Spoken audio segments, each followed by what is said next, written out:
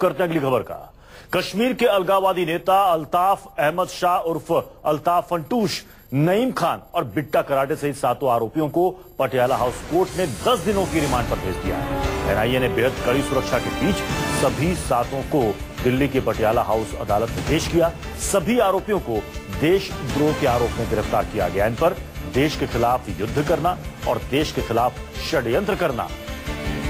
NIA की जांच में इस बात के सबूत मिले हैं कि ये सभी अलगाववादी नेताओं के आतंकी संगठनों के साथ गहरे संबंध हैं। कश्मीर में चल रही गड़बड़ी में इन लोगों की संदिग्ध भूमिका है। स्कूलों में आग लगाने और पत्थरबाजों को भड़काने में आतंकियों की इन लोगों ने मदद की है और इन्हीं आरोपों के वजह से इन 7 अलगाववादी नेताओं को कल ही गिरफ्तार किया गया था और आज इनको कड़ी सुरक्षा के बीच पटियाला हाउस कोर्ट में पेश किया गया।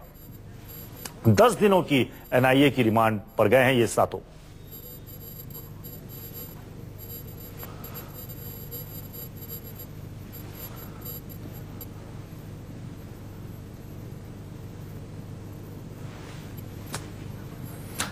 जानकारी के मुताबिक एनआईए ने अदालत के सामने कई खुलासे किए हैं। पिछले महीने अलगाववादी नेता के यहां छापे के दौरान कई दस्तावेज मिले थे, जिनमें से एक खत आतंकी संगठन जैश की ओर से भेजा गया है। के लिए आपका बहुत बहुत शुक्रिया। और साथ प्रशांत देव हमारे संवाददाता इस वक्त जुड़ चुके हैं। प्रशांत, ये बताइए कि इनकी गिरफ्तारी हुई, इससे पहले कई दस्तावेज एनआईए ने बरामद किए थे और क्या क्या जानकारी इस 10 दिनों की रिमांड में इनसे मिल सकती है? देखिए, जांच एजेंसी सिर्फ एनआईए नहीं, दूसरी एजेंसियां भी इसमें शामिल होंगी इनसे पूछताछ में। जो 10 दिनों का रिमांड मिला है एनआईए की अदालत से। दरअसल में 2 बड़ी बातें जानना चाहती है जांच एजेंसी। पहली ये कि जो आतंकी संगठन है लश्कर या फिर जैश, इन दोनों से इनके साठगांठ क्यों है, क्यों ये मिलते जुलते थे, क्यों इनके घरों में उनका आना जाना था, और किस इनकी ये मदद क्यों करते थे और उनसे मदद क्यों लेते थे, फंड कहां से आता था।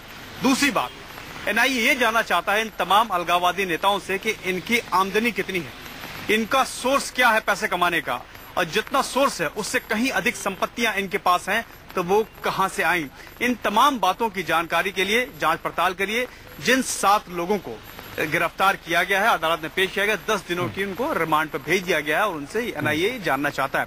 दरअसल में ये पूरा मामला अब जो है सिर्फ टेरर फंडिंग और हवाला से बढ़कर एक बड़ी कॉन्स्पिरेसी, मतलब बड़ा षड्यंत्र जो है देश के खिलाफ जो रचा जा रहा है, जिसमें आतंकी संगठन शामिल है। टेरर फंडिंग का आरोप है इन पर आरोप ये भी है कि पत्थरबाजी की घटना करवाना, वहां के युवाओं को भड़काना, और अगर इनके आतंकी संगठनों के साथ इतने करीबी ताल्लुकात थे तो इन लोगों को यह भी पता होगा कि आतंकी संगठन कब कब कहां हमला करने वाले हैं, क्या क्या गतिविधियों को अंजाम देने वाले हैं। यानी इस बात की जानकारी इन 7 को रहती होगी। देखिए, बिल्कुल ठीक बात है। यही आशंका जांच एजेंसियों को है कि बिना इनकी मदद के, यानी कि बिना लोकल सपोर्ट के कश्मीर में कुछ भी नहीं हो सकता। तो इनकी भूमिका क्या थी?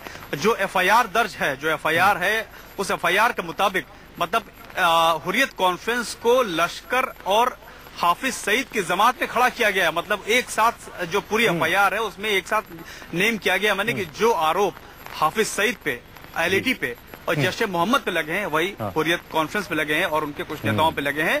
और सीधे पैसा जो इनके पास आ रहा था, उस पैसे का बेजा इस्तेमाल किया गया, भारत के खिलाफ किया गया, आतंक को बढ़ावा देने में किया गया। इन तमाम बातों के लिए इनसे पूछताछ की जाएगी, सबूत जुटाए जाएंगे। प्रशांत, हमारे साथ जुड़ने के लिए, यानी कि एनआईए की इस पूछताछ में कई और सच सामने आ सकते हैं। बहुत बहुत शुक्रिया प्रशांत। एक छोटे से ब्रेक के लिए आप रुक रहे हैं, ब्रेक के बाद जल्द लौटेंगे। आप देखते रहिए News 24।